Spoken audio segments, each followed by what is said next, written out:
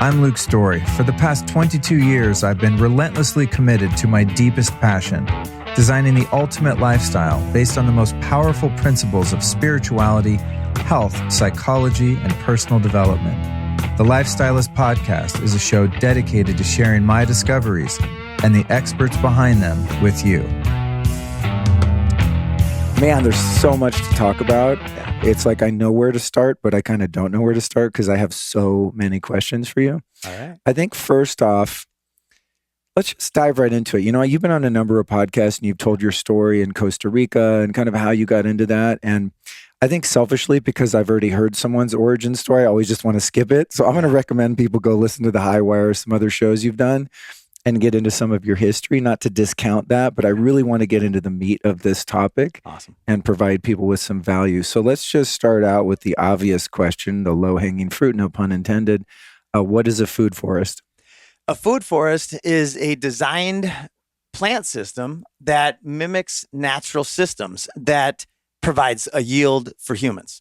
So in other words, if you look at the forest down the road, it's probably got a lot of stuff in there that you can eat. Most people don't know what that is. In fact, I'm going to be learning about foraging from some different people, including hopefully Les Stroud. We're in talks. Nice. Yeah, Nice. love that guy. And so a food forest is a design system that will have all of the perennials and some annuals that the customer wants. And it's all put together in a way where it's very, very low maintenance. In fact, it could be zero maintenance if you don't care how it looks. If you are okay with it just being a jungle of food, then you can leave it and it will be a jungle of food. Or you can treat it like landscaping. You can have it manicured and pruned and all fancy. And then it's beautiful and it's still going to be highly productive. Awesome. I don't know if you've heard of Daniel Vitalis. Yes. He's a friend of mine. He's been on the show a couple of times. We've been on each other's shows a bunch of times, but he's been into wild food foraging and now hunting and fishing for the past couple of years heavily. And I remember him talking years ago about not only the nutritional density of wild plants, but also the variety. Yeah. And he explains how when you go in the grocery store and you go in the fruit and vegetable section, you think that there's 25 different vegetables, but they're actually, just kind of hybrids of the origin species, like a broccoli, Brussels sprouts, kale, et cetera, basically the same plant with essentially the same nutrient profile. And I always found that to be really interesting, thinking about our evolution in terms of the variety of things that our ancestors as hunter-gatherers were eating prior to agriculture. So when it comes to permaculture, is it possible to get, heirloom seeds and things that are not as hybridized and create, obviously you wouldn't have the same level of diversity you would in nature, but can we create a yard or whatever property we're working with so that we just have as more diversity than you would at a grocery store? Incredibly more. And that's part of the strength and the resiliency of a food forest system is having an incredible variety of different types of food. And I'll give you an example. My buddy Chad Johnson, one of our designers and just an amazing and connected to nature human being, he has a food forest in northern Minnesota off the tip of Lake Superior that has 300 different species of edible and medicinal plants that he planted. Then he's got nature coming into his system and planting more things. Then he's got nature taking the things that are in his system and bringing them out into the forest that surrounds his property. So it's expansive on its own. If that food forest was left on its own without poisons, and all the destruction that has been happening around the world of these natural systems, it would literally cover the earth over a certain amount of time. And he has no fences. Now, I love fences because I love turning them into food fences. Like trellises, like grapevines and passion flower and all these different things.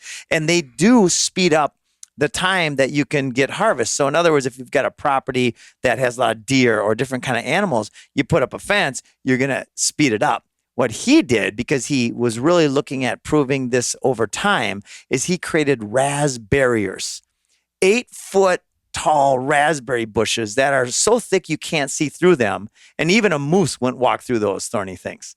So he's got these raspberries around all of his different types of plants.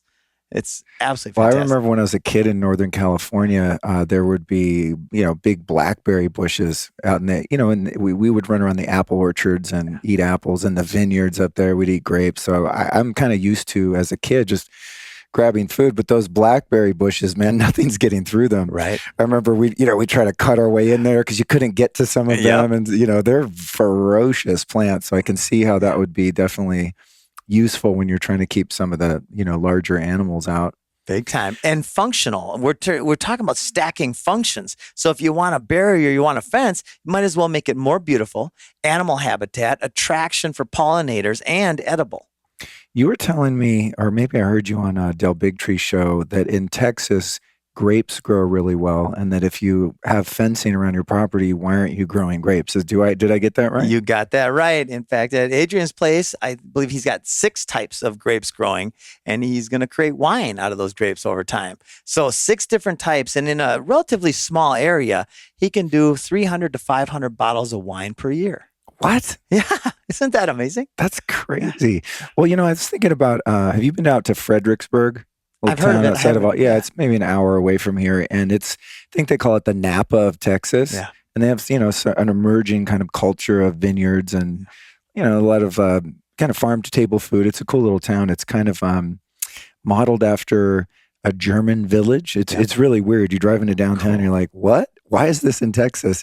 But that's, I think, when I first got the knowledge that you could grow grapes here. I don't know. Texas is kind of weird because there doesn't seem to be a lot of agriculture here. So when you drive around, no one's really growing anything except lawns, right? Yeah. Which we're going to talk about. So I kind of came to Texas thinking, you probably can't grow anything here. Is that a fallacy? It is a fallacy. Anywhere that you walk outside and you have plants, you can strategically plant and have a food forest. In fact, we just looked up the tundra plants and we found like 3 different species of plants, one on the herbaceous layer and a couple different shrubs and bushes that you can eat, right? And that is literally the most inhospitable climate in the world for growing, right? So when you come to a place like Texas with the proper design elements, number 1 being catch and store water. In most places in Texas. Now, some places get more rain than others. Some places it's really easy. Some places you have to put a little more thought into that design process. You build a ditch on contour. It could be 6 inches wide. It could be 6 feet wide. Most of the time in a backyard, it's a tiny little ditch on contour.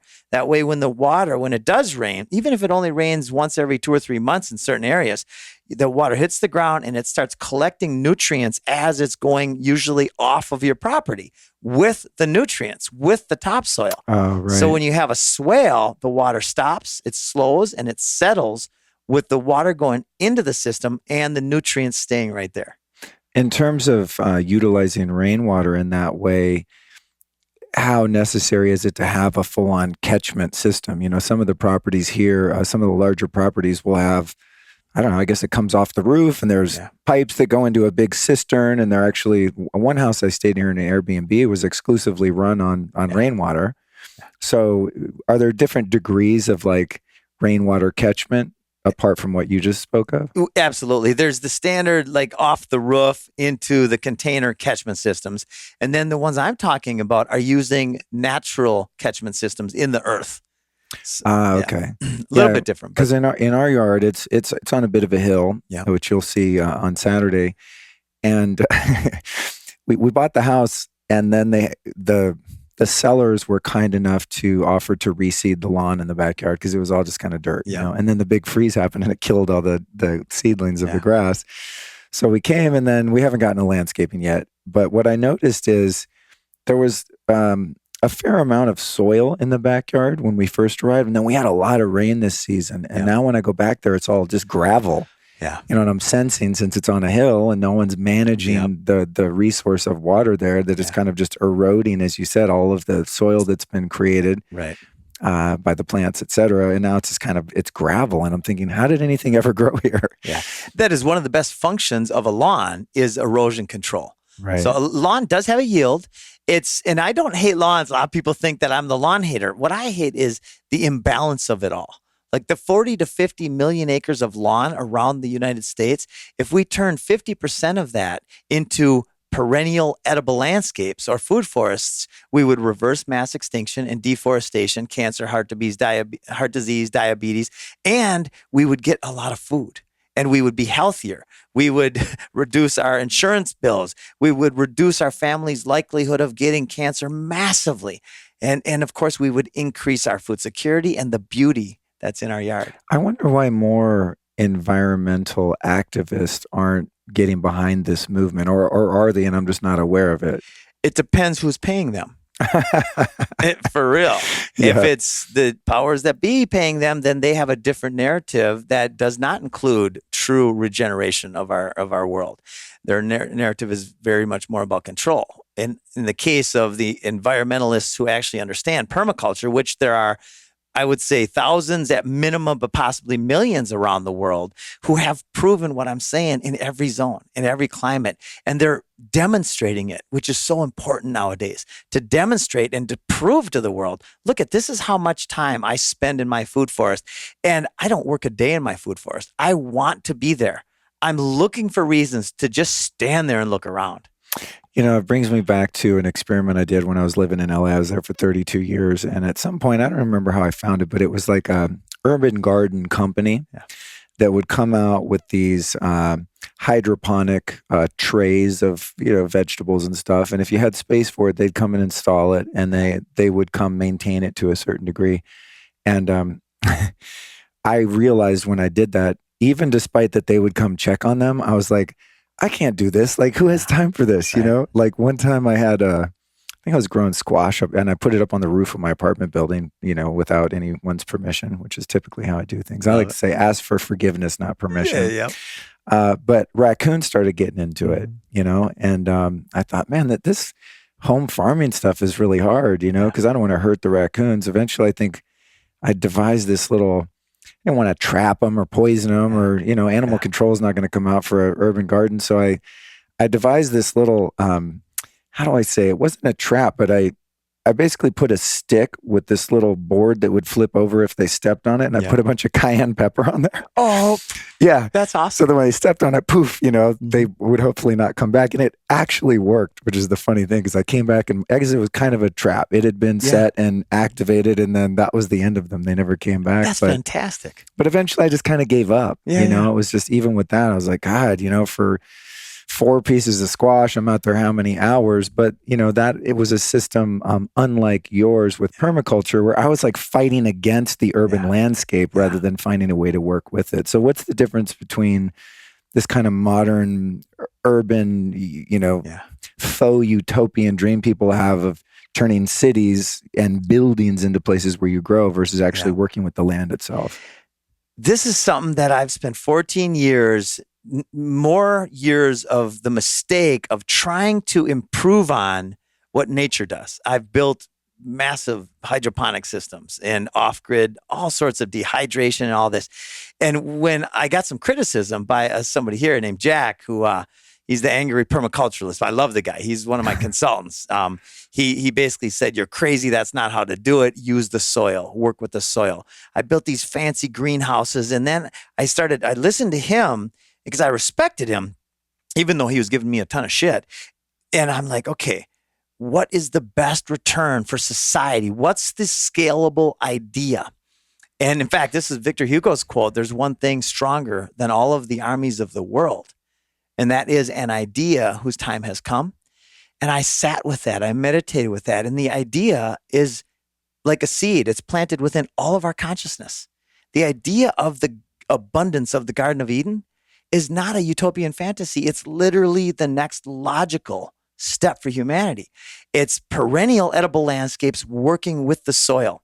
Instead of having hydroponic parts and mechanics and all the different pumps and things that you need, it's better to just put the same amount of time and energy. For instance, our greenhouse, it would have been a retail of a minimum of $25,000. And it would have produced X amount of return on investment. Probably got a return in about 7 or 8 years. With a food forest, you'll have a $25,000 return much more quickly than that. And it'll just keep going and going and going. And you'd never need to replace a part. Wow. So cool. What do you think is so pertinent at this time for people to really start to embrace this? I know even moderate people that aren't conspiracy theorists and, aren't into some of the things that I'm into researching and understanding, or at least think I am understanding in the era of the pandemic and all this. I think even kind of regular, normal people are getting a sense that we must learn how to become interdependent and less dependent on the grocery store and, the whole kind of agricultural system.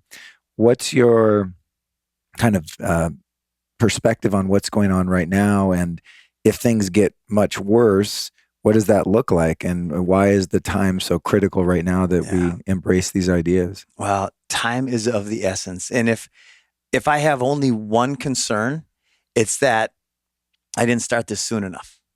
And so the idea of centralization has led to 6 corporations basically being in control of almost all of the world's food supply.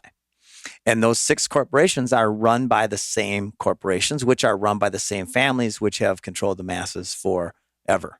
So it's not a conspiracy theory. It's just these corporations exist, and that's how it goes.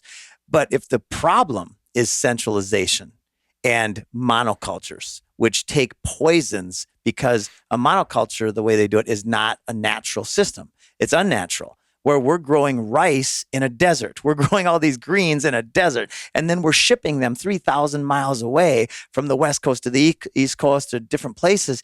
It's radically unsustainable. So that's the problem. The solution, as Bill Mollison said, though the problems of our world are increasingly complex, the solutions remain embarrassingly simple. Embarrassingly simple. We just plant food. We plant food. If we just took our ornamental landscapes and added the function of food and medicine production, if that's all we did, we would have an incredibly healthy society. Is it feasible that someone with I guess an average size suburban plot of land could grow enough food to feed, a 3 or 4 person family? Like, can you get enough caloric density out of that without having too much reliance on animal products, et cetera? I think for me, I was a vegetarian for almost 10 years, right? And I was always starving, because I was living on carbohydrates. Yeah. And I could never get full. And so people ask me now, what do you eat? And I'm like, it's boring, but I could probably just eat like beef and some fats and maybe a vegetable every once in a while and ice cream. So like, it's hard for me to imagine not having an abundance of meat to the point where I went and bought a quarter steer before I left LA, and it's in my freezer at the house now. It'll probably take me a year to get through it. But let's just say my freezer goes out, all that meat rots and goes to waste, and all the grocery stores shut down, and I've got a food forest in my backyard. Like, how can I get full and feed my family? Is that feasible? So we love incorporating animals into a system. And on a suburban backyard, you can grow all the food that your family needs to survive. Now, if it's a quarter acre, this has been demonstrated. Even there's a house in California on a 1/10 of an acre that provides all the food the family needs. And when you bring chickens into the system, maybe a pond with some fish, and then you start cycling fish into the system, and then you use that effluent to actually water the plants. So you catch water from rainwater catchment, you put it into the pond, and then you use that effluent, and then boom, it just explodes. The chicken manure. Chickens are such incredible assets. There's so many functionalities of a chicken. They can be protective. They can eat the bugs. They can eat the ticks. They can create heat for a greenhouse. There's all these different ways to combine these elements in which they serve each other. And that's very much mimics a natural system. So the answer is yes, you absolutely can. Right now, I'm a big fan of a combination of annuals and perennials.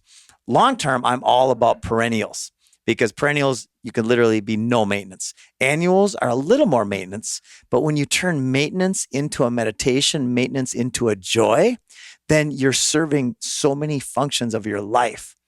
So yes, and there's a few particular things like potatoes and sweet potatoes, the starches, yuccas, different things that are very low maintenance and that are like nutrient dense, like sweet potatoes, and they're so easy to grow. What are some of the other things that one might want to store. When I think about emergency preparedness or just being self-sufficient, of course, having a freezer full of frozen meat feels nice. Yeah. But let's say that wasn't there. One thing that I always come to is fats. I want to have some vats of coconut oil and ghee and things like that, which I think, say, like, all I've got to eat is my sweet potatoes that I'm growing in my food forest. Throw some ghee in there, you got a meal, Yeah. Then you've got some, complex carbs, and you've got like healthy fats.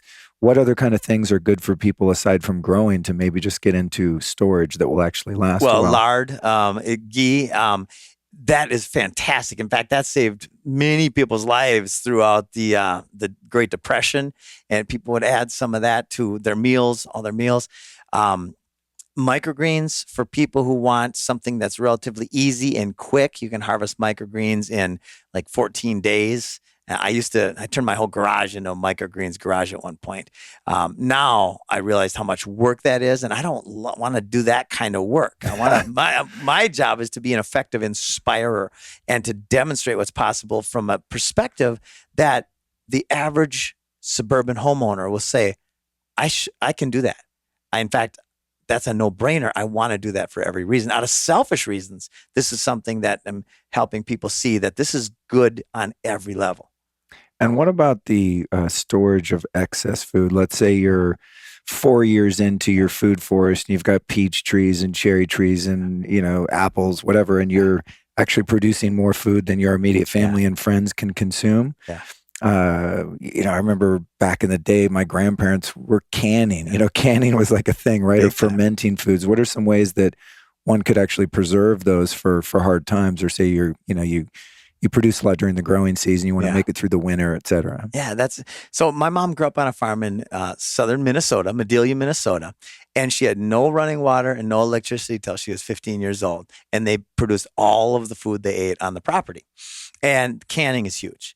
Now, what I've learned in Costa Rica, we created an off-grid dehydrating system where we used the sun and some simple boxes. Like, you can take a box, like a 4x8 box, paint it black, and put some plexiglass or some glass on top. In fact, I found a door that somebody was discarding in the road the other day, and it was a glass door, beautiful door, like a storm door. I grabbed it, and we're making a dehydrator out of that. And we'll have about a 6-inch space. The sun will hit that. It'll heat up that box to a couple hundred degrees or 140, 180 degrees, and then heat rises. So then we put a box in there with some shelves, and we slice up at a 1/4 inch, 1/8 of an inch, all the different fruits and veggies. We lay them on those trays, and then the air goes up and it sucks all the moisture out of those plants. And then you paint the chimney black. So the sun hits the chimney and heats up the air in the chimney. So it creates a suction. No and way. It just goes right through. It takes all the moisture out. And now those plants, without any effort, can store for a year.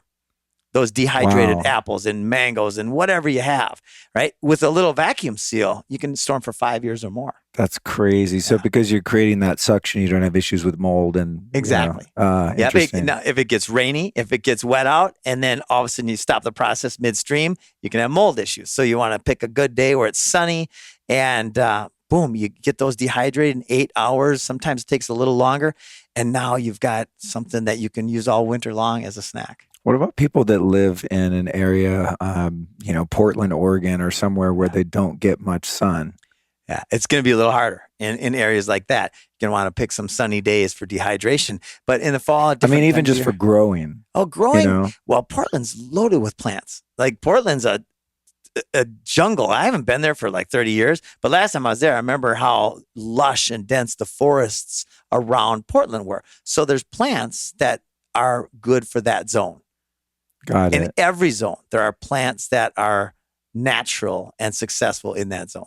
I guess if you're growing plants that are successful wherever you live geographically, by default, you would also be eating seasonally and locally. Yes. Right? Which is I've interviewed people like Jack Kruse, and there are a lot of really intelligent people that have talked about, it gets complex. It's circadian biology and stuff, right? Where if you're living in Idaho and it's January and you get bananas sent in from Mexico and you're eating those, your body actually doesn't know what to do with them. Right. Because of where you are in relationship to the sun. So it's like a foreign substance. It's a whole thing. Yeah. But I think this would kind of solve that problem, right? Because it's either going to bear food and fruit or not, depending on where you are and when it is. Yeah. There's something magical about our connection to the natural system. And we've gotten so disconnected with that. I was talking to an archaeologist the other day who was sharing exactly what you were sharing about seasonal foods. And our bodies are meant to store at certain times of year. And they're meant to do other types of energy activities like harvesting at other times of year. And so when we eat according to the seasons, we're actually healthier and more energized. Wow, so cool. It is. And then what about the layout of a permaculture setup? You know, I've looked at your blueprints and things like that, and it's really ingenious where you'll have a perennial that's produces a bunch of shade, right? And then there's herbs underneath that, and there's this really complex yet logical system of kind of stacking things so that their relationship to the sun is appropriate at the right time and all that. Break that down a bit for us. Well, like what we're doing in Florida, there's not as many deciduous trees like in Minnesota. All of them except for the pines pretty much are deciduous. They drop their leaves in the fall. In Florida, there's a few. So we're going to plant the right types of deciduous trees on the south-facing side of our house. So let's say in the winter, they drop their leaves and we get the sun. In the summer, they're full and we shade from the sun. And that's just one example. Another one, we just planted bananas and papayas, which are relatively fast growing, next to a bunch of different longevity spinach, Okinawa spinach, Suriname spinach that like to be understory. They don't like the sun. So these plants will come up and they'll create shade. So those plants might get 2 or 3 hours of sun a day, where the plants that like all the sun, which would create the shade, they'll get all the sun of the day. So it's basically mimicking that natural system, finding out what works with what. And yeah, it's really just looking and observing nature and saying, oh, why is that plant there? And then that's what these permaculturalists have done for decades now, is they've figured it out and then they've shared it with the world. It makes a lot of sense. You know, if you think about going into a redwood grove, right, where there's only the tops of those trees are getting direct sun. Yeah.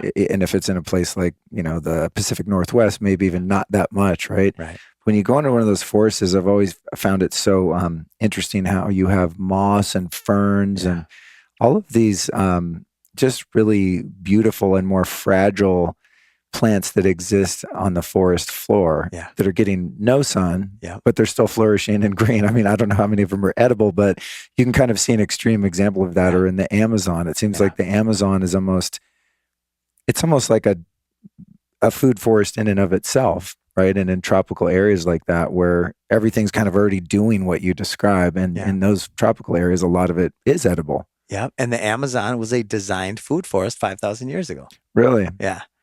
Archaeologists, there's a bunch of different studies out there showing the pathways, showing the agricultural systems that they created. I think it was the Incas. Was it the Mayans or Incas? I think it's the Incas in most of the Amazon, where they actually created these food forests. And when they left, or however they're gone, they just continued to thrive. And that's why it's such an abundant and diverse place. It was designed to create a lot of food. And what about the location of plants? I remember again on Dell's show, he had a pretty decent sized piece of land, and you were talking about, well, we put the potatoes way out there in the field, and then the access to the food that you're going to be harvesting as you get closer to the house kind of was common sense, where the herbs are right outside the kitchen door, for example, because you just want easy access. Break down kind of the perimeter of location in terms of how far out you go with the different plants. Cool. So it's all about energy, right? And the more return on our energy investment that we can get, the better. So herbs and things that you're going to want for like a daily use, you want them as close to where you're cooking as possible. The next row, so you got zone 1, 2, 3, and 4. The next zone is going to be things that you might visit once every few days or once every week. That would be like a typical food forest. And then you go out a little bit more and a little bit more. Pretty soon you've got your timber, where you might visit that or harvest that once a year. And so it's all about the interaction of how am I going to conserve and use my energy wisely. And what's the difference between, there's kind of a hierarchical structure of you have chemical laden, manufactured food in a conventional farm where there's all these inputs of pesticides and herbicides and fake fertilizers and all that. Then you have kind of monocrop organic food. Yeah. And then you have, permaculture. And then what seems to be the most next level to me is biodynamic. Yeah. So, I think a lot of people think if they're eating organic food from Whole Foods, that it's really healthy, but I eat it, right? It's better than conventional, but it's suspect in terms of what's actually going into the fertilizer, even in organic food. So in your opinion, I guess, what's the hierarchy of like the shittiest possible farmed food? I guess, speaking of vegetables, leaving animals aside, down to like, what is the ultimate? So a few things to unpack there. One is any food grown with poisons, it's not the natural way. If it's not the natural way, it's not going to be natural and healthy for our bodies. Then we talked about Whole Foods. The average time between farm to market for Whole Foods is like 11 days, right? So that means the plant was picked at minimum, probably 2 weeks before it was ready to be picked. Nature's perfect. Nature's perfect in the efficiency and the resiliency. So a vine ripened plant is going to look better. It's going to taste better. It's going to be more nutrient dense than a plant that was picked 2 weeks before it was ripe. In Costa Rica, we'd go in and see, I went and saw one of the distribution centers for bananas, and all the bananas were like green. And I'm like, oh, cool. When are these going to market? And they said, oh, we're going to send them out tomorrow.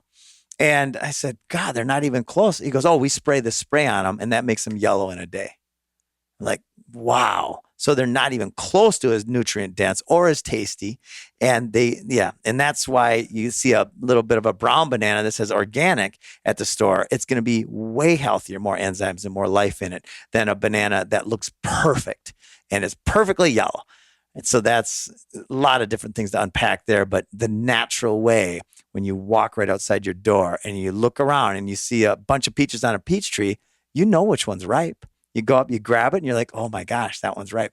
Taste it, it just drips down. That's amazing. And so in addition to just the immediacy and kind of following nature when something's ready, I'm thinking that there's got to be a deficit in nutrition when you have a monocrop. A lot of people think eating a bunch of kale is healthy, like, oh, I'll eat a bunch of organic kale.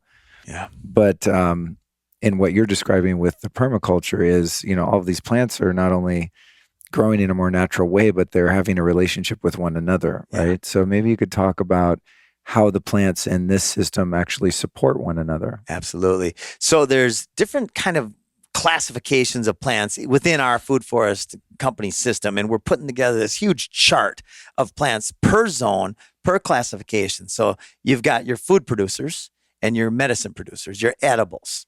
And then almost all of those have multi-functions, right? They create flowers and they are pollinator attractors. But in some cases, we plant a fire bush or a row of flowers. Many times they're also edible. And so those are specifically there to attract the butterflies and the bees. And then we plant nitrogen fixers are very important. Our soil needs nitrogen. And so any of the legumes, the beans and the peas, you plant the nitrogen fixers all throughout the food forest, and they will start building nitrogen in the soil. And then the chop and drop plants like Mexican sunflower and many more where moringa grow pretty fast, where you chop them and you drop them onto the floor of your food forest, and they will actually build soil over time.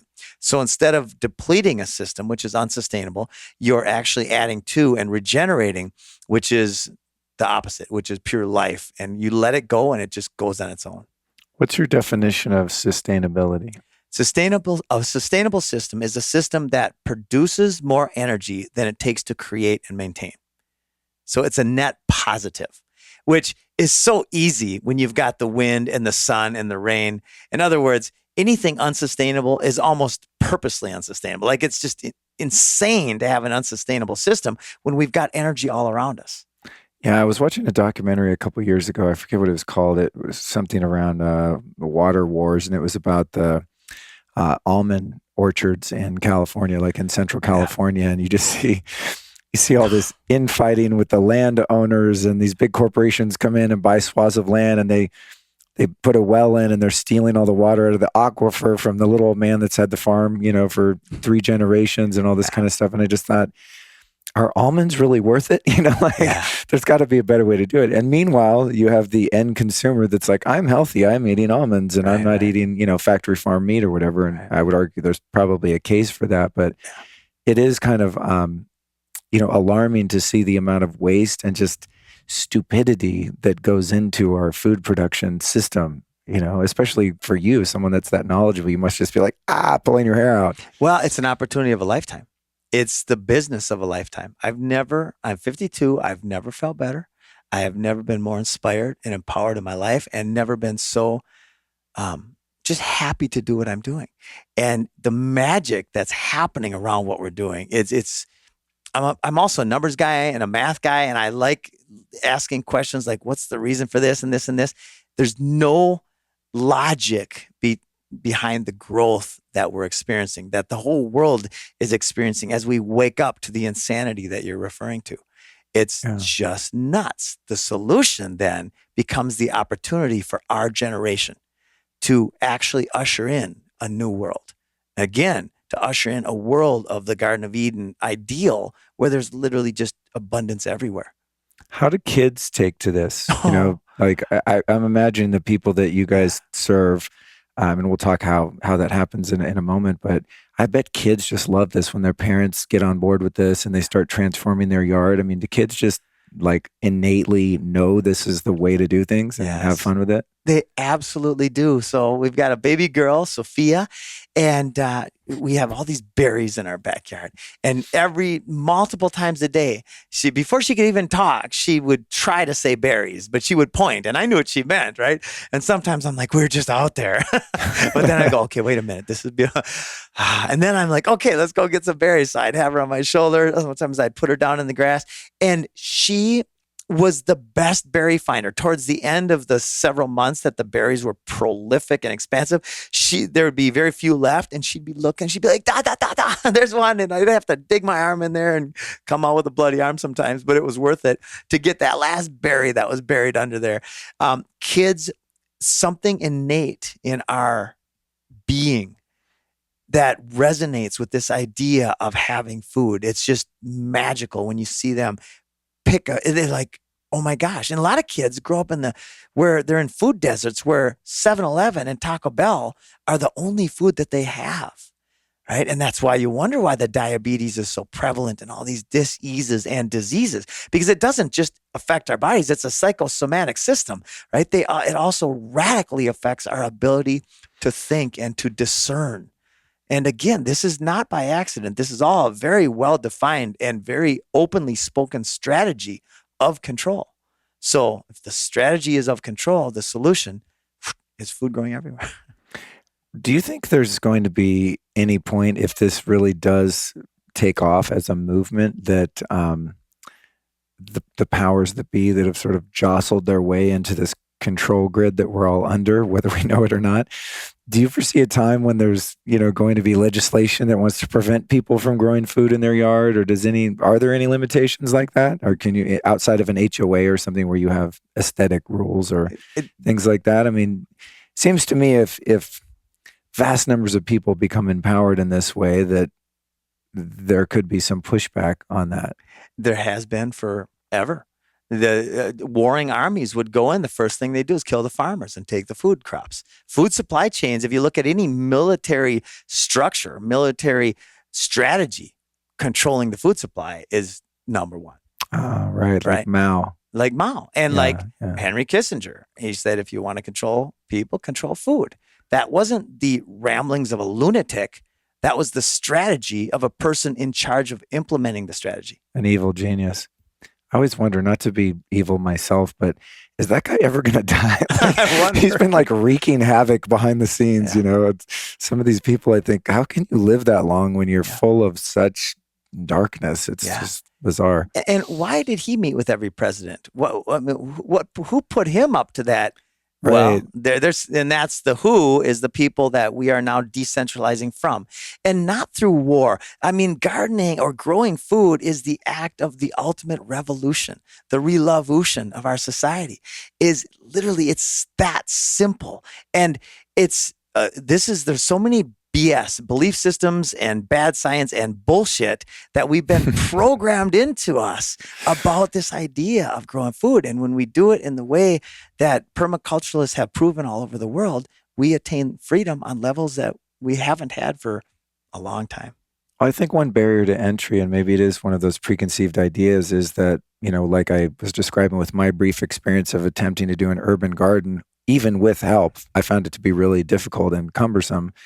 I think a barrier to entry is people just think it's going to be too hard and I don't have time and this and that. But when I hear you talk, I mean, I don't think it's just like a sales technique, but you make it sound like you don't have to do that much once you're up and running because of the way the system supports itself. Like how much time does a small family actually have to invest to make this a meaningful endeavor?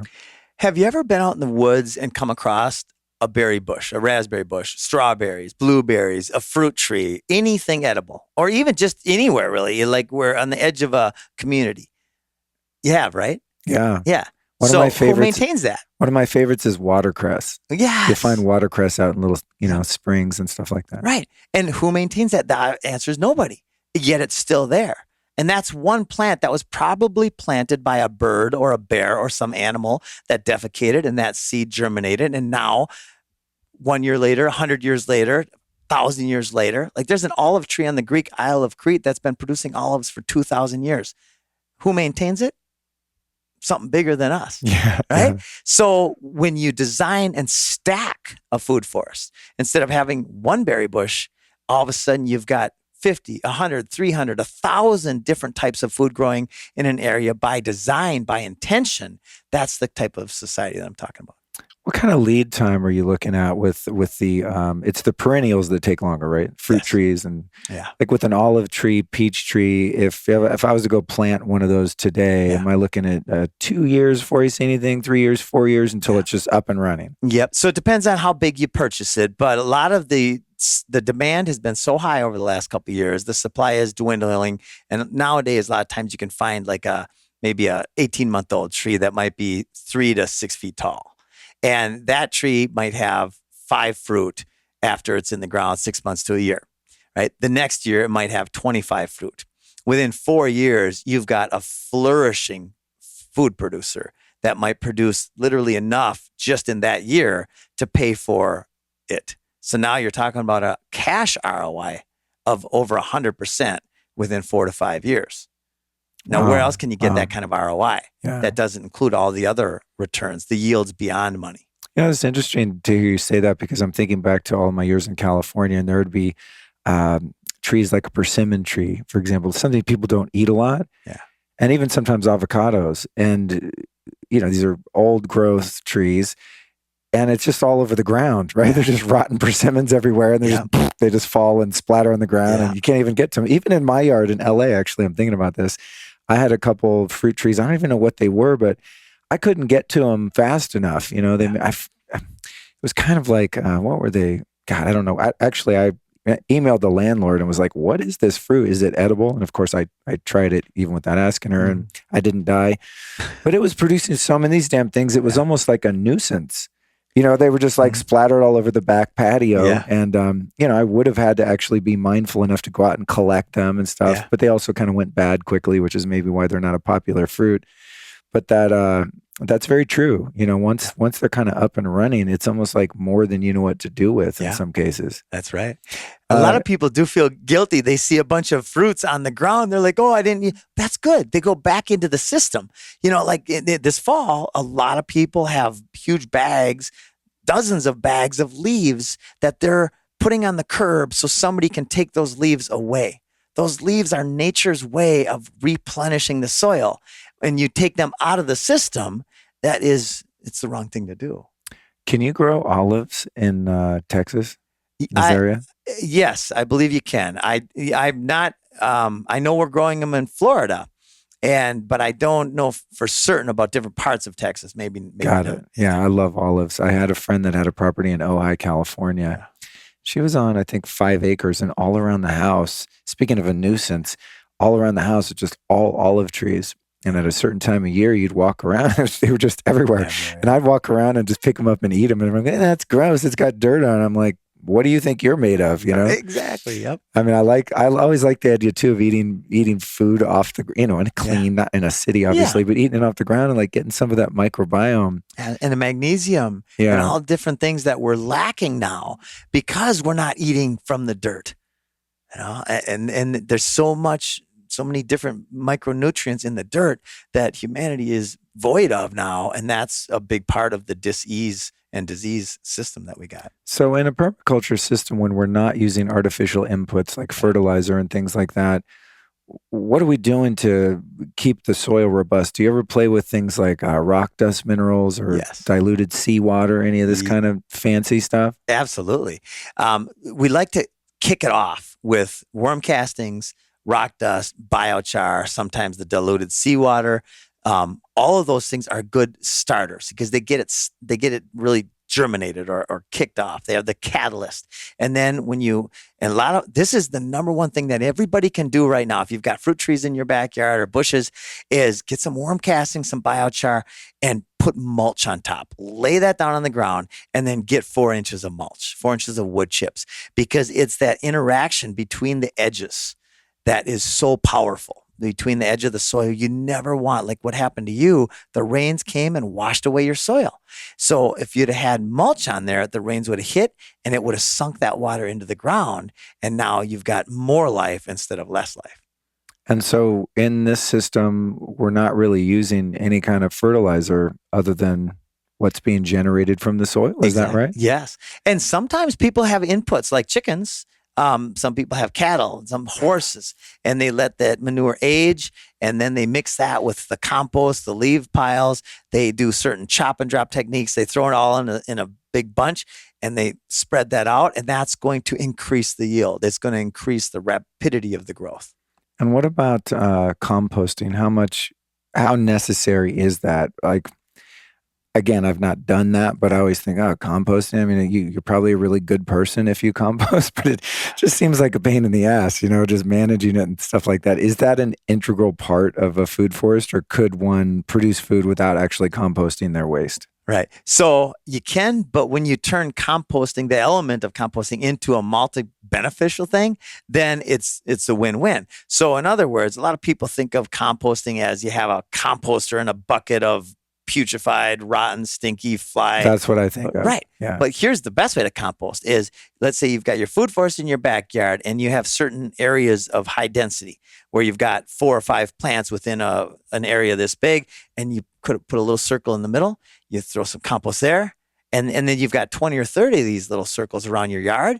You throw your compost every other day, or let's say every 7th day, you throw your compost in a particular area. It never builds up and creates that smell or the flies. The worms then come up and eat that compost, and then the roots of the plants go towards it. The worms go down and leave their worm castings, and now it's radically simple. Oh, that's cool. Yeah. And then what about pest control? The couple times I've tried to grow food, I mean, it's, I'd go out there and spray it with like garlic water. Yeah. I'd try these like homespun remedies, and I never could quite get it. How are we dealing with, the animals and plants that want to come eat the food that we want to eat? Yeah. So the best system is one that's diversified, where you'll have a certain bug problem. And a couple little stories here, because I want to bust another BS, is spiders and wasps and different things. So spiders and snakes, even spiders and snakes in total kill 11 people out of 330 million a year. And those people are probably already sick. Wow, I'm glad to hear that, because they have some gnarly ass spiders out here in Texas. Yeah. I saw one the other night. It was legit. It wasn't a tarantula, but it was as big as a tarantula. Yeah. And I was sitting there with the good old boy from Texas, and I was like, look at that. And he's like, what? I mean, he didn't even notice. He's just not impressed at all. He's lived here forever. Yeah. And I kept checking behind my seat, I'm like, Because, dude, that thing's never going to come near you. It's enjoying its life over there. Relax, Isn't that great? So we have been programmed into fearing. Now, spiders take out about 500 metric tons of insects per year. So a spider web in a food forest is your best friend. That's your defense. A wasp nest in a food forest is an incredible defense. The food that's getting eaten by the beetle or the armyworm will release pheromones. The pheromones to the wasp flying over have a certain color. The wasp will see the color, lunch. No the wasp way, really? becomes your protector of your food forest. Same with the snake. You got food forest growing on, you're going to have some rats, some mice, right? But when you have a balanced system, then those animals are part of the system. And what's more scary, the hundreds of millions of people who are going to get cancer, 50%. A lot of people think cancer is genetic. We're told by the powers that be that cancer is genetic. Yet 100 years ago, like a few percent of people got cancer, now 50%. Well, that blows the whole door off the genetic theory. Yeah. I think it's the gene called glyphosate. Yeah, you nailed it. Yeah. That and one, fear. Man. Yeah. So in this system, we're working how to create this synergistic relationship. Right. And then it sounds like there's a certain degree of deprogramming that's got to go into place where if you saw a rodent in your backyard, you don't freak out because you know that it's just the natural course of things. And, a snake's going to come along or a friggin' possum or whatever it is going to come along and take care of it. I don't think possums eat rats, but you get the point. Yeah, well, possums actually are great protectors. Possums are the wood tick's number one predator. They kill tens of thousands of wood ticks a year. Wow. Right? Yeah. So possums are fantastic. Right? And people say, oh, possums, they're dangerous. Well, they can't get rabies. They do kill some snakes. Like, they're awesome critters. In fact, we do possum boxes in any of our food forest customers who want possums. Really? Yeah. I know they look kind of funky and people hate them because they got a long tail like a rat and they look really crazy, but they're fantastic creatures. Dude, when I was a kid in Northern California, I'm trying to think how'd they get in. Maybe we left the garage door open, but a number of times I caught them eating the cat food. We keep the cat food bowl out in the garage, and you're in the middle of the night, you go out to do the laundry and turn the light, and there's a possum there, and they're kind of not afraid of you. I don't know if they just get stunned, but he'd kind of just sit there and go, what are you going to do? And it's like, But again, that's that kind of programming, and you hear these kind of cultural memes of, oh, possums will bite you. Well, who's going to go down and like try to grab a possum by its snoot, I mean, you kind of just leave it alone and it ends up wandering off. Right. That would be a good thing to Google. How many people die of possum bites a year? I bet it's zero. Right? And yet we got the fear, but yet we're not scared of cancer. We're not scared of glyphosate. We're not scared of the things that are actuly destroying our world. And that's really good marketing. Point. That's billions of dollars of marketing. That's a good point. When I go into every once in a while kind of a mainstream grocery store, let's just say, I remember years ago I had only gone to these really, high-end health food stores in LA. There's a place called Erewhon, and I mean, it'll cost you a lot to go in there, but I would make room. So I shopped there and maybe Whole Foods here and there, but pretty much that was my go-to. Yep.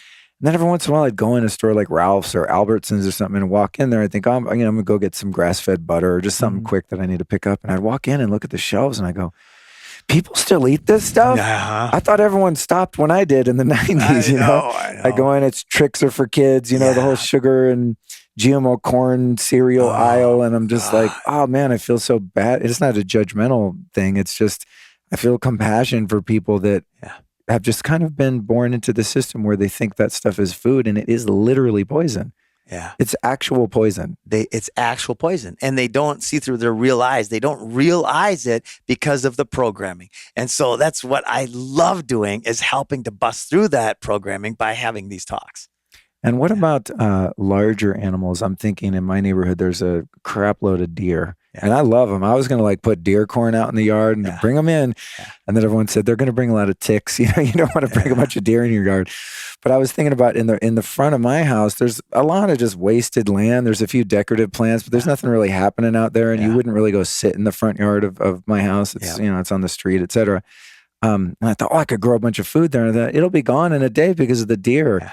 And you mentioned before putting these, prickly, thorny bushes around it. Is there anything else you could do to keep deer out of your good food? I mean, do you have to put up fences or wire over it or what? So I love fences for that reason and for different reasons, because every fence becomes a food fence or a trellis. And when you have a typical fence, let's say it's chain link or even a wood fence, it looks way better when it's completely green. Agreed. And a green fence, a deer, they can jump over a 2D object. But if you have a 3D object, so if you have a fence, let's say, and some different, even a meter away, you have one line of electric fence if you're like way out in the country, and then you put some tinfoil on there with some butter, they come up and lick it once and they're gone. They tell all their friends. Oh, right? Are you serious? Yeah. Or the raspberries, you combine them. And you have some maybe raspberries along the edge of a fence. Now you've got a really good buffer that the deer typically aren't gonna jump over. That's a good tip. That's a good tip. So they approach the fence and they don't know that it's only 2 feet deep of vines or something. Right. They just see this massive thing, and so they're less prone to try to hop over it. Exactly right. Oh, that's cool. What else can you grow on a fence other than grapes? In Florida, we're huge on passion flower and gack fruit. And there's even perennial, like lettuces, spinaches that grow on fences. Anything that vines is really good. Or you can even train a fig or different types of other plants, moringa, to be a natural fences. And those are really cool too. They take more time though. A lot of people who want to start growing food, they don't want to have a fence that takes them 3 or 4 years to actually come in, especially if they've got all the other stuff around. That's a good point. Yeah, especially like imagine you build a brand new fence, and you're like, all right, we're going to do the thing, and then you're waiting around a couple of years. Yeah. When's the first grape come, damn it? Exactly. Let's see, man. There's so many things I wanted to ask you. Let me check my notes here. I went on the fly. I didn't need notes, which is always a good sign that I'm talking to someone interesting. Cool. I know what it is. So, you talk about what a waste this monocrop of lawns are, and I think lawns look pretty. They're manicured. It creates a nice space, but I really find a utilitarian purpose in lawns of just being able to go hang out on lawn. Yeah. Right. Roll around, take a nap, play some ball, fool around. What kind of, is there a ratio of in a backyard, how much lawn you want to keep versus how much you want to actually use for food? So the ratio is completely personal choice. What we love to do in permaculture is work the edges. So let's say you've got a backyard that's 50 feet by 50 feet, and you take 4 to 6 feet along the edge of that yard, and then maybe in the corners you come out 10 feet. And maybe you have another couple areas where you've got little circles where you've got one guild, one fruit tree, and then all of the component plants, the community of plants in there. And just using that edge, you can create an incredible amount of food by stacking. You've got your roots and tubers, your sweet potatoes and things, all the way up to the overstories. And when it comes to food that you don't end up going out to pick, like I was describing the persimmons just plopping on the ground and just going back into the soil. In a permaculture system, how much pruning and things like that are necessary to keep the plants producing? And when they do produce, if you don't use it, God forbid you're wasting food, but I'm sure it happens. Do you just kind of let it do its thing? Yeah, it's a cycle of life. You're not wasting. You're just actually composting. You're putting it back in, and the worms are going to come up and eat that food. They're going to create worm castings. Everything's better off. And that's why we like to put in some extra plants that are specifically for creating green manure or green mulch. Your question right before that was what?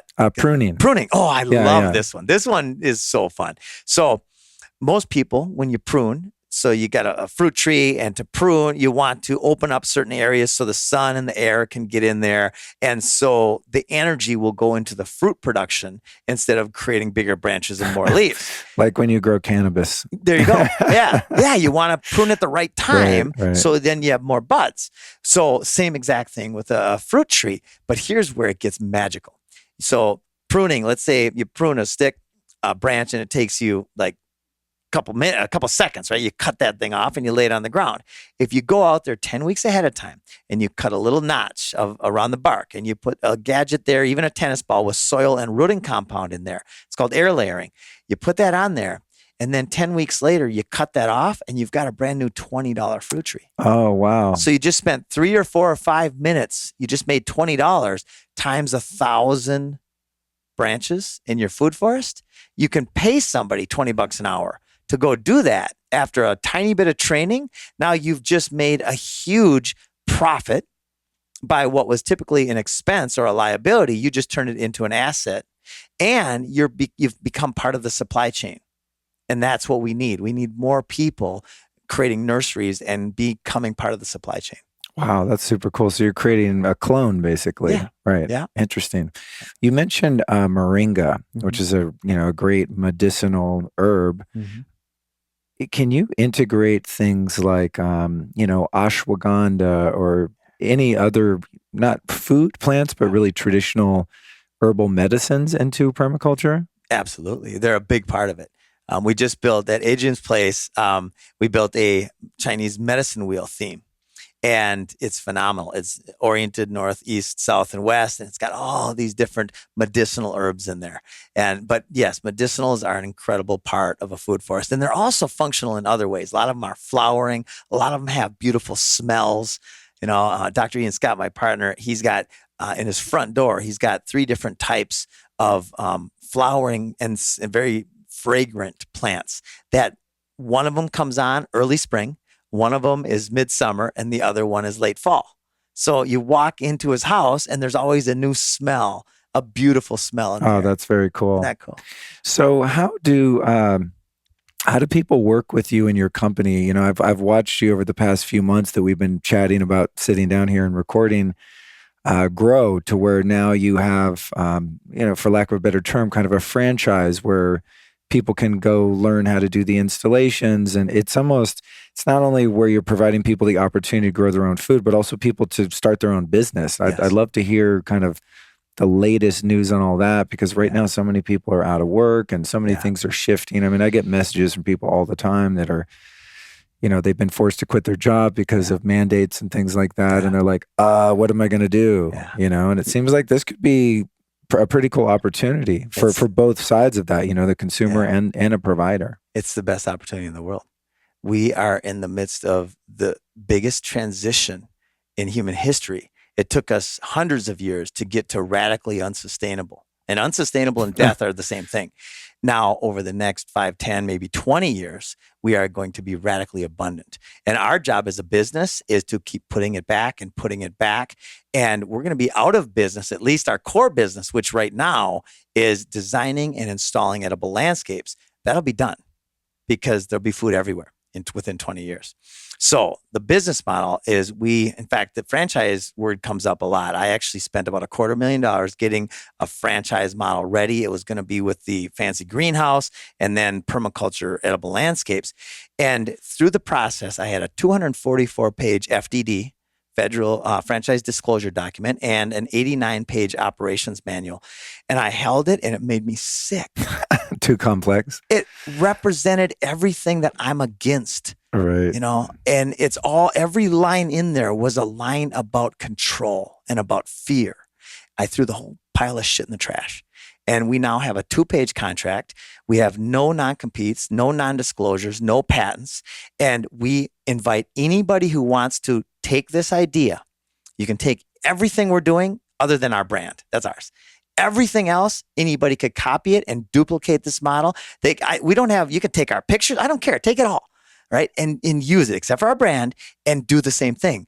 What we would encourage is even a better route is work with us. Let's collaborate. And this is where it's going viral. This is where it's scalable. A little backstory. I created a mortgage company back when I was 30. And within about 3.5 years, we went from zero, me broke in my mom's basement after traveling, to about $1.3 billion in sales and 480 loan officers in 3.5 years. Damn, son. So you know how to scale. That's exactly right. And my whole thought has always been, how do we scale this globally? We just opened New Zealand, Australia. We've got food forest cooperatives going in everywhere. A cooperative is a business model. It's exactly like landscaping, except for it's functional landscaping. It's food forestry. And it's profitable. A 3 or 4 day install that takes 3 or 4 guys, 3 or 4 days is got a profit margin of about 40% on a $15,000 average job. You're looking at $5-6 grand net in your pocket after 4 days of work. Wow. Yeah. Wow. That's super cool. So in the B2C realm of your business model, a guy like me can go on your site, buy a blueprint, and then hire someone from your team directly to come out to my place and do the install. And like, if I just want it one and done, you guys do that. Or if someone's looking at this more as a business opportunity and a B2B thing, you train them. Is there any kind of a certification involved, or how do they get up to speed on actually how to do it to make money at it? So to buy our marketing package, I actually was able to take a zero off because I don't have all the franchise BS. Right. So it's $2,950, and that's our full marketing package. That's everything we've produced, which is tens of thousands of dollars worth of assets to help people get to market, including a 54-hour class on permaculture that can be done, in your underwear at night, on your computer, and very incredible information. Mostly Bill Mollison and Jeff Lawton are the teachers of this class. And by the time people are done with this class, they have a whole new view of the world and what's possible. Then our team, our internal mission is to serve the cooperative. The cooperative is our partner that's on the ground actually installing these food forests. So here's how a typical process works. We're getting the message out everywhere. Somebody calls us up and says, I'd like a food forest at my house. Okay, great. It all starts with design. Design is job one, to make sure that it's designed right. When we're done with the design, which takes about 2.5, 3 weeks, it's a custom design. Every design is custom. It comes with a 45-page document that's called a food forest blueprint. And that layers all of the different elements of how to create your sheet mulching. And basically, it's a DIY-able document. So anybody who wants, and we encourage this, can DIY their own food forest. Most people don't want to because they're busy, whatever. And those people, we can have our cooperative team come in and do the whole system, the whole install for you. So cool. It's scalable. This is badass. It's badass. It's so great. I mean, I love healthy food, right? First off. And I love that interdependence, and just, especially now, I've always been that way. I just want to do my own thing, be left alone, leave other people alone, and just take care of my shit, But now there's, as we talked about a little earlier, there's a sense of urgency. Yeah. Because I think we're seeing how fragile this system is in many ways. You look at the supply chain crisis that we're having, these cargo ships sitting outside of Long Beach for 2 months. I mean, it's weird. It's getting weird. Yeah. Even if you're, a positive person like me and I'm eternally optimistic, it's still kind of like, I don't know. I feel like now is a good time to start to get on board with this and at least begin to learn about it, so that as things progress, you don't pull the trigger before it's kind of too late, you know? Right. That's my concern as well. However, I'm an optimist, and there's the number one control mechanism or tool is fear. Right? And I went through a process of cognitive dissonance, a process of focusing so much on the problem that it sucked.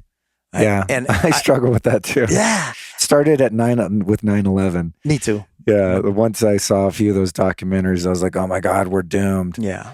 Yeah. A building can't fall into its own footprint at free fall speed. Especially building 7. There you go, man. Exactly. It's just, and yet 90% of the population never heard of building 7. Right. A 46-story building that fell into, and a plane didn't even hit the thing. I was talking to someone yesterday about the Pentagon, and I was talking about my red pill moment. And for me, the 9/11 thing was, but specifically the Pentagon. And I said, yeah, a friend of mine showed me this video that showed that there was no plane that ever hit the Pentagon. And he was like, wait, what? Yeah. No, a plane hit the thing. I said, that's what I thought. Yeah. Go back and watch the videos. There's no sign of a plane anywhere. Yeah. Any parts of a plane, no engine, no fuselage, no passengers, no seats, no debris. There's not even wing marks where the supposed plane hit. Anyway, I could go on and on. Yeah. But I think, ultimately it's a positive thing when one is open-minded yet still discerning. Yeah. And you at least start to just go, okay, I don't know what happened or what is happening. A lot of people have theories about what's happening right now. Who knows? On the most extreme, they want to depopulate the planet, and they're doing so intentionally. On the least extreme, they're being deceptive, and everyone's making a bunch of money, at the top, right? Yeah. There's one is it's ignorance. The other ones is it's either psychopathic evil or evil. Right. Or we're in a simulated reality of our own making as spirit playing a game. Yeah, I like that one. I think that's probably where I'm landing with it. It gives me some solace, This duality it serves a purpose, Yeah. But regardless of where someone falls on the spectrum of, paranoia versus optimism, I think anyone that's, just willing to be honest with themselves sees the value in building something new. Yeah. And I think that's a part of your perspective that I like. It's not like, we're going to go tear the system down and, bomb the Capitol. It's like, no, let the system just do its thing. It's going to run out of gas eventually anyway, because it's not sustainable according to your definition of it, which I agree with. So how about if we just build a parallel reality over here? Exactly. Where each little family, one at a time, is just starting to do their own thing. 100%. We rise above the control mechanisms of fear and food control and all these things. And we then just do what is better for us. It's completely selfish. And yet it's also serving. Right. And that's when you can align selfishness with serving, then you've got the best of everything. Yeah. And the magic, man, I started meditating really about 9-10 months ago, deep. And which to me just means I can feel my hands. Like I can feel them right now. I can feel the energy. I can hear the vibration. I can feel. And then all of a sudden, when I allow my mind to just chill the heck out, ideas come. And then they're very potent ideas. Like, oh my God, I got to go do that. I call somebody, I type something, I do something. And then that worked. Okay. Next idea. And I watched the show Messiah. I don't know if you've ever seen that on. No, I haven't. It's on Netflix or something. I watched that show a couple of times because that guy just sat there and he'd wait for the idea and he would just act like instantly. And I'm like, that's freaking exactly right. Just wait for the idea. And the magic, like for instance, this is still so mind-blowing to me. I'm not really a TV guy. I never have been, but I've had my favorite shows. And one of my favorite shows was The Crocodile Hunter with Steve Irwin. Oh, great. Right? Yeah. And when he died, I cried, right? Love that fella. Yeah. And so I get a call 2 months after Dell's show aired, and it was the producers of The Crocodile Hunter said, Jim, we'd like to shine a light on you and your visions for society. I instantly said yes, because this is what? That's crazy. It's crazy. This is part of the intentionality that I put out to the universe is let's bring in big. Let's go big. Let's change the world. Right? If you can conceive it and believe it, you can achieve it. I can conceive and believe that we're going to change the world. And boom, we've got less than 6 months later. And then Adrian called 2 days later, the #1 TV star for like 5 or 6 years running. He was my favorite character in all of TV. So I get a call from the producer and my favorite actor within 2 days of each other. And we just finished a pilot that'll be seen by millions. It'll change a lot of people's lives. Oh, it's so cool. Yeah. Congratulations. Well, you're going to reach a few, I don't know how many, probably tens of thousands of people with this one. Yeah. So thank you for the work that you're doing, and thank you for your time. I'm sure I could go on and on for a few more hours, but I feel this is a good stopping point. It gives people, I think, a nice overview of the whole thing in a way that's digestible and applicable.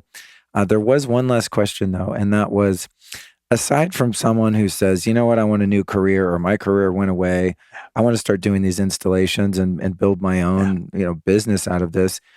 Do you think there's any viability or potential in someone who's got a decent sized piece of land to actually start bringing some of their food to a farmer's market or something like that, or, selling it to their neighbors and monetizing it in that way? Or is there not enough kind of bulk that makes that possible? Oh, Luke, that is just a softball, and I'm not even a good baseball softball player, but I can nail that one out of the park. A food forest is the ultimate stack of functionality relevant to our world today. So let's say you have a food forest on some land, you do some centropic rows. Now, number one, you're creating beauty and resiliency and food for yourself. Number two, you're creating a demonstration system, right? Which, in other words, you can demonstrate what's possible, and then you can fulfill that need in society, that massive need in society, by serving the customer and doing the install. You create a little group of people around it. You also then become part of the supply chain. So the food forest at your house that becomes a demonstration system is one of the wisest things we can do right now. Wow, cool. Yeah. Love it, dude. My last question for you is, who have been 3 teachers or teachings that have influenced your life and your work that you might share with us? I love this. I'm going to go with not quite the mainstream, because everybody's talked about Napoleon Hill and that. Swami Rama, Living with the Himalayan Masters. I read the book several times. Blew my mind. Michael Talbot, The Holographic Universe. Read the book several times. Blew my mind. And then those two, and then there was one more. Oh, David Hawkins, Power versus Force. Yeah, buddy, there you go. Yeah. Did you listen to my show before? I always talk about David Hawkins. The best. Fantastic. Yeah, about understanding human psychology. Incredible. Changed my life. Yeah, me too. I've read his books over and over again, then listen to them over and over again. And just when I think I got it, I'll take a break, then I go back. I just listened to one, I think it's called The Eye of the Eye. I hadn't heard that in quite some time. Some of them, like Power vs. Force was a good entry point. I was like, I kind of get this, you know? And then I got into some of the other books and I could only read a paragraph. My brain would be tired. Yep. But I went back and listened to that and I was like, oh my God. Yeah. Because I've evolved along with it, Yeah. you know, in my consciousness evolution. When I first read it, I could get bits and pieces and it resonated as some deep truth. But now it's a good affirmation, I think, to go back and you go, wow, I've actually applied some of this to my life to where it's not head knowledge. There is some applied wisdom in that. Yeah, he's just an endless treasure trove of teachings. It's amazing. I'm going to listen to that tonight. I'm really excited about Yeah, that. good stuff, man. I've sent his stuff to so many people and I say, if you don't get it at first, just keep listening to it, you know, by osmosis, if nothing else, eventually it'll kind of sink in. But, you know, that teachings like that of non-duality, really the only way I've been able to psychologically get through what we're going through. Yeah. To just understand that, you know, there's a design to this duality. Yeah. And when I look at someone who I just think is the epitome of evil, like a Bill Gates or a George Soros, I mean, there's a bunch of them. From one perspective, they really are playing their role perfectly, you know, and also oftentimes are victims of their own you know, trauma or their own misconceptions and diversions from truth, right? I think they're miserable. Yeah. And that doesn't forgive anything, but we're more than this. And so when I realize that we're so much more than this, that we are in this contrast is what pushes us forward. You know, that friction is what creates life and energy. Yeah. Right on, man.